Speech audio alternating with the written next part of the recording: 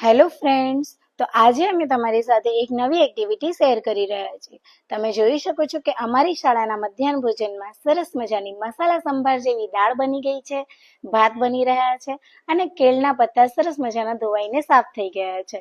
હા, તો ધોરણ 8ના બાળકોને જે કેળના પત્તામાં ખાવાની વાત હતી, તો મારા બાળકોને આ પત્તામાં ખાવાનો એક એક્સપિરિયન્સ કરવો હતો. તો અમે પણ સરસ મજાના કેળના પત્તા મંગાવીને એમાં જમવાનું શરૂ કરી લીધું છે. આમ તો કેળના પત્તા જોઈએ એટલે આપણને ઇડલી સંભાર જ યાદ આવી જાય, પણ અમે અમારા ટેસ્ટી દાળ ભાતને ઇડલી સંભાર જેવો લુક આપીને અમારી ડીશને વધુ ટેસ્ટી અને વધુ આકર્ષક બનાવી દીધી છે.